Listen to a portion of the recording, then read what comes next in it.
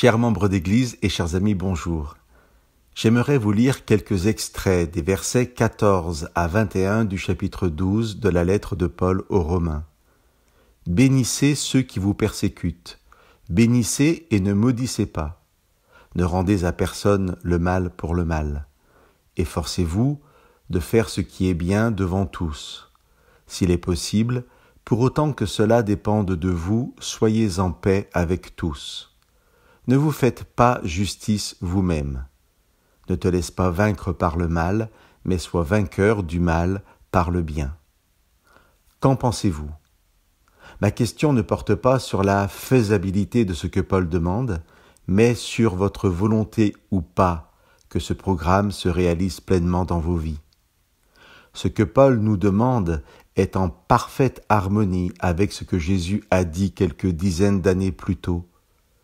Je vous lis cette parole de Jésus que nous trouvons dans Matthieu, le verset 44 du chapitre 5. « Aimez vos ennemis et priez pour ceux qui vous persécutent, alors vous serez fils de votre Père qui est dans les cieux. » Citer cette parole du Christ me permet de vous poser une autre question. Avez-vous envie d'être pleinement enfant de Dieu, de bénéficier pleinement de l'adoption du Père ? La question n'est pas simplement rhétorique. Vous avez tout à fait le droit et la liberté, laissés par Dieu, de répondre non. Mais si vous répondez oui, j'aimerais cheminer avec Dieu comme avec un Père aimant. Et alors, quel que soit aujourd'hui votre parcours avec le Seigneur, vous devez savoir que Dieu vous invite à aimer vos ennemis. Mais vous pouvez avoir l'assurance que c'est Dieu lui-même qui réalisera en vous ce miracle de ce que la Bible appelle la compassion, la bonté, le pardon. Chers amis, lorsque Dieu nous demande de vivre quelque chose, il nous demande la plupart du temps, si nous sommes d'accord, de le laisser accomplir lui-même cette chose en nous. Je vous lis le premier verset de ce chapitre 12 de Romains.